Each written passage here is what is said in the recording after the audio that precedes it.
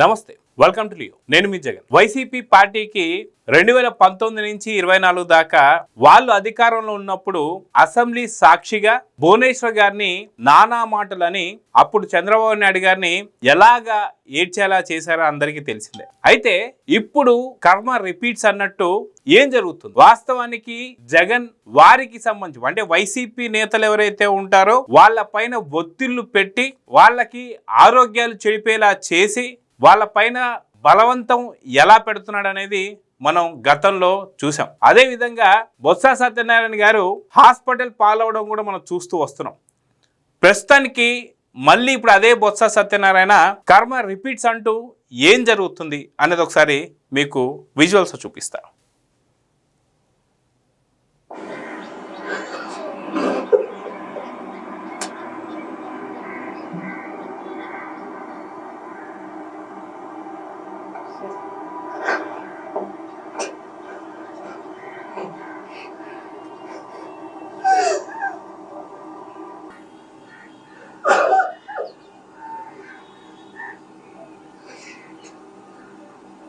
అందుకని ఇప్పుడు మానవ వాడిది రాజకీయాల కోసం బతకట్లే, రాజకీయాల కోసం దిగుతాడు, అధికారులు చేయట్లే, అధికారుల కోసం మాటలు మాట్లాడి నేను మాటలు తెచ్చుకోవట్లే. ఈ రాష్ట్ర చరిత్రలో ఎన్నో విషయాలు ఉన్నాయి. గుళ్ళలో మీ సంగతులు కానీ, మీ పార్టీ సంగతులు కానీ, మీ నాయకుల సంగతులు కానీ అలాగే ఉన్నాయి. సో చూశారుగా బొత్స సత్యనారాయణ గారు ఏం చెప్తున్నారు. ఆయన ఈరోజు అచ్చెన్నాయుడు గారు చేసినటువంటి ఒక ప్రెస్ మీట్ ఏదైతే ఉందో ఆ ప్రెస్ మీట్లో చెప్పినటువంటి ఒక వ్యాఖ్యలు ఏవైతే ఉన్నాయో వీటికి ఆయనకి చాలా బాధ కలిగించిందని, ఆయన చాలా బాధపడ్డారని చెప్పేసి బొత్స సత్యనారాయణ గారు మాట్లాడుతున్నారు. వాస్తవానికి బొత్స సత్యనారాయణ గారు వైఎస్ జగన్మోహన్ రెడ్డిని ఎలా తిట్టాడు, అదేవిధంగా బొత్స సత్యనారాయణ వైఎస్ విజయలక్ష్మి గారిని ఎలాంటి మాటలు అన్నారు, ఎంత హార్ష్గా మాట్లాడారు అనేది అందరికీ కూడా గుర్తుంది. అయితే ఇప్పుడు రాజశేఖర్ రెడ్డి గారు చనిపోయి సెప్టెంబర్ 2వ తారీఖు 2009న రాజశేఖర్ రెడ్డి గారు హెలికాప్టర్ ప్రయాణం చేస్తూ రచ్చబండకి వెళ్తూ అనుకోకుండా పావురాల గుట్టలో యాక్సిడెంట్ అయ్యి ఆయన చనిపోవడం జరిగింది. అయితే 16 ఏళ్లుగా ఈనాటి దాకా వైఎస్ జగన్మోహన్ రెడ్డి గారు పావురాళ్ళ గుట్టకెళ్ళి వారి తండ్రి మరణం ఎక్కడ చెందాడు ఏంటి అనేది ఇప్పటిదాకా కూడా వెళ్ళి చూసినటువంటి ఒక ప్రయత్నాలు చేయాల. ఆ రోజు చనిపోయినటువంటి సందర్భంలో కూడా అప్పుడు గాలింపులు జరుగుతున్నా సరే ఇక్కడ ఎన్నో రకాలైనటువంటి యొక్క కార్యక్రమాలలో నిమగ్నమై ఉన్నాడు జగన్మోహన్ రెడ్డి అని చెప్పి చాలామంది చెప్తూ ఉంటారు. అదేవిధంగా తండ్రి శవం దొరికిన తర్వాత ఎప్పుడైతే శవం ఇంటికి వచ్చిన తర్వాత కూడా అక్కడి నుంచి కూడా తను ఎక్కడా కూడా కళ్ళమ్మటి నీళ్లు పెట్టినట్టు ఇప్పటిదాకా ఎప్పుడు కూడా మనం చూసినటువంటి సందర్భాలు లేవు. అది కాక వచ్చిన వారిని తనే దగ్గర తీసుకొని ఆయనే ఓదార్చి ఆయనే ముద్దులు పెట్టి పంపించినటువంటి సందర్భాలు మనం చూస్తూ వస్తున్నాం. అయితే జగన్మోహన్ రెడ్డి గారు సంతక సేకరణ ఎందుకు చేశాడు, సంతకాలు సేకరించినటువంటి ఒక సందర్భంలో అప్పటి కాంగ్రెస్కి సంబంధించినటువంటి ఒక అధినేత ఎవరైతే ఉన్నారో సోనియా గాంధీ గారు ఇక్కడ ఎక్కడా కూడా వారసత్వపు రాజకీయాలు ఉండవు, మీ తండ్రి చనిపోయారు కాబట్టి నిన్ను ముఖ్యమంత్రి చేయడం కుదరదు, ఎంతమంది సంతకాలు పెట్టినా సరే అది అవ్వదు, ఖచ్చితంగా మళ్ళీ ఎమ్మెల్యేలు వాళ్ళకి వాళ్ళు ఏదైతే ప్రజాస్వామ్యబద్ధంలో ఎమ్మెల్యేలు అందరూ కూడా ఎంచుకుంటేనే వారే ఎమ్మెల్యే అవుతారని చెప్పి అన్నారు. కానీ అంతకుముందే వివేకానంద రెడ్డికి పైన చేసినటువంటి ఒక కొన్ని దాడులు కావచ్చు, అదేవిధంగా రాజశేఖర రెడ్డి గారు ఒకసారి రాహుల్ గాంధీతో అన్నారట, ఒకసారి బెంగళూరు వెళ్ళేటప్పుడు ఇడుపులపాయ అని చెప్పేసి మా కొడుకు అక్కడే ఉంటాడు, ఒకసారి మీరు వెళ్ళి కలవండి అని చెప్పి. అయితే ఎవరైతే రాజశేఖర రెడ్డి గారిని ఎవరైతే రాహుల్ గాంధీ గారిని జగన్మోహన్ రెడ్డి గారిని కలుస్తానికి తీసుకెళ్లే వ్యక్తి ఎవరైతే ఉన్నారో వారు హెలికాప్టర్లో రాహుల్ గాంధీని తీసుకెళ్తూ హెలిప్యాడ్ ఏదైతే ఉందో అక్కడ దిగిన తర్వాత ఏంటి కార్ రాలేదేంటి, మనం ఇక్కడి నుంచి జగన్మోహన్ రెడ్డి గారి ఇంటి దగ్గరికి వెళ్ళాలి కదా, అది ఏదో ఒక ఎయిర్పోర్ట్ అనుకున్నారు. అయితే అక్కడ ఉన్నటువంటి ఒక ఎవరైతే రాజశేఖర రెడ్డి గారు మనిషి ఉన్నారో, లేదు సార్ మీరు డైరెక్ట్గా జగన్మోహన్ రెడ్డి గారి ఇంట్లోనే దిగారు. ఏంటి అది అంటే అది ఇడుపులపాయ ప్యాలెస్. అంటే ఇంట్లోనే హెలిప్యాడ్ కట్టుకునేటటువంటి ఒక ఆర్థిక స్తోమత ఉంది అంటే వాస్తవానికి కాంగ్రెస్లో రాజశేఖర్ రెడ్డి మొదలు పెట్టినప్పుడు ఎలా ఉన్నారు, ఇప్పుడు ఏ స్థితికి వచ్చారు, ఇది జగన్మోహన్ రెడ్డికి సంబంధించినటువంటి ఇలాకా అని తెలుసుకున్న తర్వాత జగన్మోహన్ రెడ్డికి సంబంధించినటువంటి ఒక ఎంతటి ఆర్థిక విద్వాంసులో అప్పుడే రాహుల్ గాంధీకి అర్థమైపోయిందట. అదేవిధంగా చూసుకుంటే అప్పుడు జగన్మోహన్ రెడ్డి గారు ఇంత సంపదని కొట్టేస్తున్నాడన్న సంగతి తెలిసిన తర్వాత అటు సోనియా గాంధీ కావచ్చు, ఇటు రాహుల్ గాంధీ కావచ్చు, జగన్మోహన్ రెడ్డిని చాలా దూరం పెట్టాలని చెప్పి డిసైడ్ అయిపోయారు. అదేవిధంగా చూసుకుంటే అటు సంతక సేకరణకి ఒప్పుకోలేదు, లేదు మా నాన్న చనిపోయారు కాబట్టి నేనే ముఖ్యమంత్రి అన్నా సరే ఒప్పుకోలేదు. దాంతో సోనియా గాంధీ ప్లస్ రిలయన్స్ కంపెనీలు రెండు కలిపే అక్కడ మా నాన్ని చంపేశారని చెప్పేసి అన్న జగన్మోహన్ రెడ్డి మళ్ళీ అదే రిలయన్స్ కంపెనీకి సంబంధించినటువంటి ఒక పరిమళ నత్వాని అని ఎవరైతే ఉంటారో వారికి ఎంపీ సీట్ ఇవ్వడం మనం చూసాం.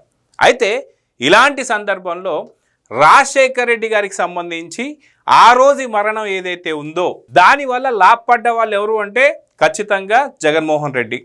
ఎందుకంటే అప్పుడు ముఖ్యమంత్రి అవ్వాలని చెప్పేసి సంతకాలు సేకరించారు, కానీ అప్పుడు కుదరలేదు. దాని తర్వాత పార్టీ పెట్టడం, అదే పార్టీ నుంచి ఇప్పుడు ముఖ్యమంత్రి కావడం, ఆయన లబ్ధి చేకూర్చారు. అదేవిధంగా తండ్రి వల్ల పార్టీ పెట్టుకున్నాడు, అదేవిధంగా బాబాయిని చంపి ముఖ్యమంత్రి అయ్యాడని చెప్పి చెప్పుకోవచ్చు. అలాంటి అటు తండ్రి చావు వల్ల బాబాయ్ చావు వల్ల లాభపడింది ఎవరు అంటే ఖచ్చితంగా వైఎస్ జగన్మోహన్ రెడ్డి అని చెప్పి ఈరోజు అచ్చెన్నాయుడు గారు ప్రెస్ మీట్ పెట్టి చెప్పారు. సో ఆ ప్రెస్ మీట్కి సంబంధించి కౌంటర్ ఎట్లా ఇవ్వాలో తెలియక, మావిగన్ అనేటువంటి ఒక దాని నుంచి బయట ఎలా పడాలో తెలియక పాపం చూస్తే ఇటు బొత్స సత్యనారాయణ గారిని వెక్కి వెక్కి ఏడ్చేలా చేస్తున్నాడు జగన్మోహన్ రెడ్డి. చూడండి ఎలా వెక్కి వెక్కి ఏడుస్తున్నారు.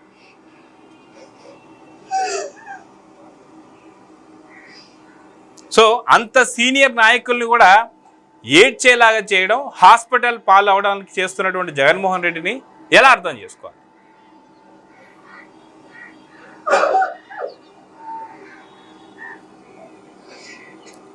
సో మొత్తానికి ఇటు అచ్చెన్నాయుడు గారు ఏమన్నారు, నిజంగా దాంట్లో తప్పేమనుందా అనే దానిపైన ఒకసారి విశ్లేషిద్దాం. నీ తండ్రి చచ్చిపోయినప్పుడు ఎక్కడ ఉన్నావు నువ్వు? తండ్రి బయట పడక ముందే నువ్వెందుకు సంతకాలు పెట్టావు? నీ బాబాయ్ ఎలా చనిపోయాడు? మీరు చూడండి ఒకసారి. రాజశేఖర్ రెడ్డి చనిపోవడం గాని, వివేకానంద చచ్చిపోవడం గాని ఒకే ఒక్క ఆయన లాభం పొందాడు. ఎవరు? జగన్మోహన్ రెడ్డి ఒక్కలే తప్ప.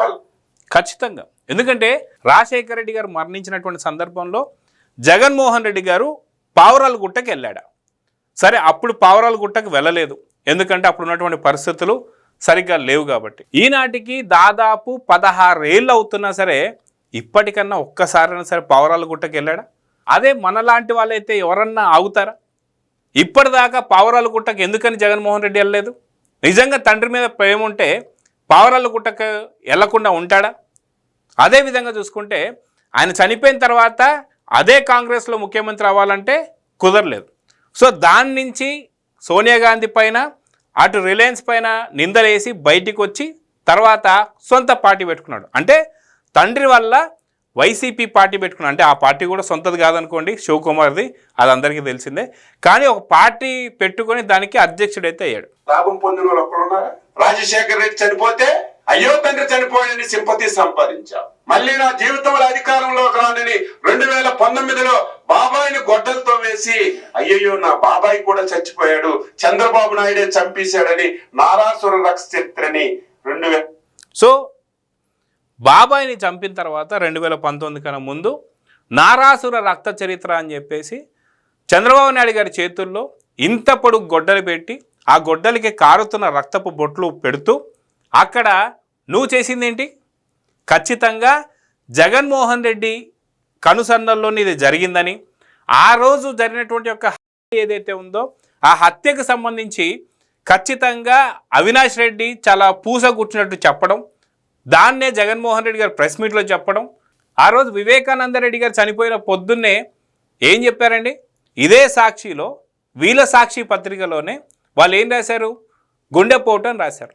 తర్వాత రక్తపు వాంతులని, ఇలా ఎన్నో కట్టుకథలు అల్లి తర్వాత ఏం చేశారు? అది గొడ్డలి వేటు అని చెప్పి సాయంత్రానికి కళ్ళతో చూసినట్టు వైఎస్ జగన్మోహన్ రెడ్డి గారు ఎలా చెప్తారు? సో ఇంకేమన్నారు చూద్దాం. 19 ఎన్నికల్లో లబ్ధి నువ్వు తప్ప, ఈ 2 చావులకి నువ్వు లబ్ధిదారుడు తప్ప ఎవరైనా ఉన్నారా? సో విన్నారుగా, అటు తండ్రి చనిపోయినప్పుడు పార్టీ పెట్టావు, ఇటు బాబాయిని చంపేసి ముఖ్యమంత్రి అయ్యావు. వీరిద్దరికీ సంబంధించినటువంటి ఒక కేసులు ఏమయ్యాయి? నిజంగా మీ తండ్రి చనిపోతే ఆ యొక్క హెలికాప్టర్లో బ్లాక్ బాక్స్ అని ఉంటుంది. ఆ బ్లాక్ బాక్స్ ఏమైంది? ఆ బ్లాక్ బాక్స్ నుంచి ఎందుకని మీరు సేకరించలేదు? దీనికి సంబంధించి వాళ్ళు ఇచ్చే వివరణ ఏంటంటే అన్ని హెలికాప్టర్లలో బ్లాక్ బాక్స్ ఉండాల్సిన అవసరం లేదు అని చెప్పేసి మాట్లాడుతున్నారు. అంటే ఒక ముఖ్యమంత్రి, అది కాక రెండోసారి ముఖ్యమంత్రి అయినటువంటి ఒక రాజశేఖర రెడ్డి హెలికాప్టర్లో బ్లాక్ బాక్స్ ఉండాల్సిన అవసరం లేదని చెప్పేసి అంటున్నారంటే దీని వెనక ఎటువంటి కుట్రకోణం ఉంది? అదేవిధంగా చూసుకుంటే రాజశేఖర రెడ్డి గారికి అత్యంత సన్నిహితుడు, పర్సనల్ సెక్రటరీగా ఉన్నటువంటి ఒక సూరి, కనీసం 10 అడుగులు వేసినా సరే పక్కనే ఉండేటువంటి ఒక సూరి ఈరోజు ఎక్కడున్నాడు? ఆ రోజు హెలికాప్టర్ ఎందుకని ఎక్కలేదు?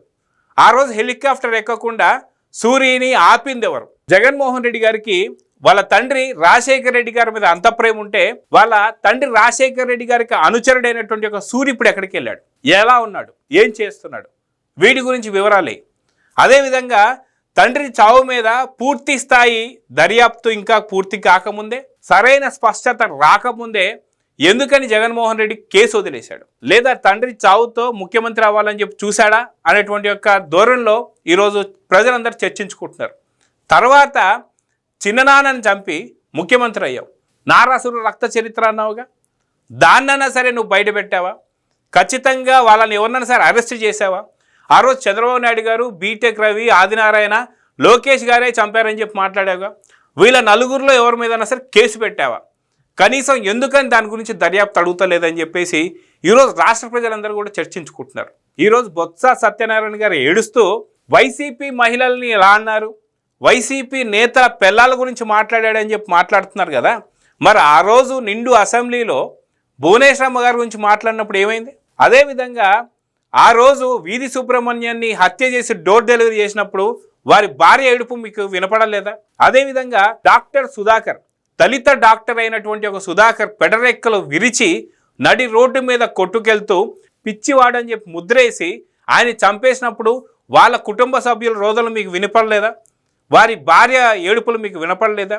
అదేవిధంగా మీ సాక్షి ఛానల్లో డిబేట్లు పెట్టి అమరావతి మహిళలందరూ కూడా వేసేలు అని చెప్పేసి అనడం, దాని తర్వాత అక్కడ ఎయిడ్స్ ఎక్కువగా ఉందని చెప్పి చెప్పడం, దీనికి సంబంధించి మీ యాంకరు వెకిలి నవ్వులు నవ్వడం, అప్పుడు మీకు ఎప్పుడు కూడా అమరావతి మహిళల ఏడుపు మీకు వినపడలేదా అని చెప్పేసి ఈరోజు అడుగుతున్నారు.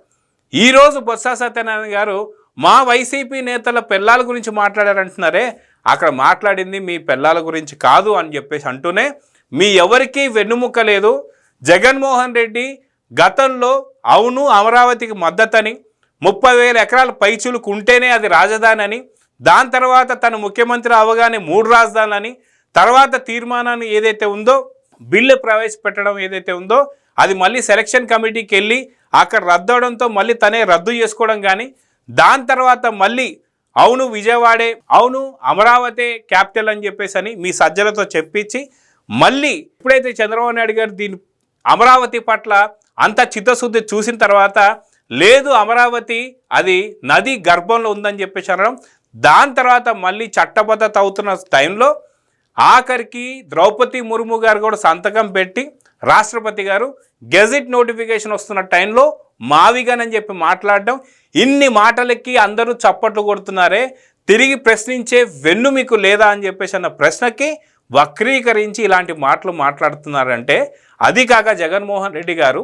ఇప్పుడు మావిగానే దాన్ని ఎలాగ వక్రీకరించాలో అర్థం కాక బొత్స సత్యనారాయణ గారు లాంటి వాళ్ళని వెక్కి వెక్కి ఏడ్చేలా చేయడం, హాస్పిటల్ పాలయ్యేలా చేయడం, ఇప్పటికీ కూడా జగన్మోహన్ రెడ్డి గారు తన స్వార్థం కోసం ఎంతమందినైనా సరే బలి తీసుకోవడానికి సిద్ధంగా ఉన్నారని, ఇప్పటికే సొంత కుటుంబ సభ్యుల్ని తీసుకున్నారని, ఇక పైన ఎవరు కూడా ఆ బలిదానాలు ఇవ్వకూడదని చెప్పి అయితే రాష్ట్ర ప్రజలు కోరుకుంటున్నారు.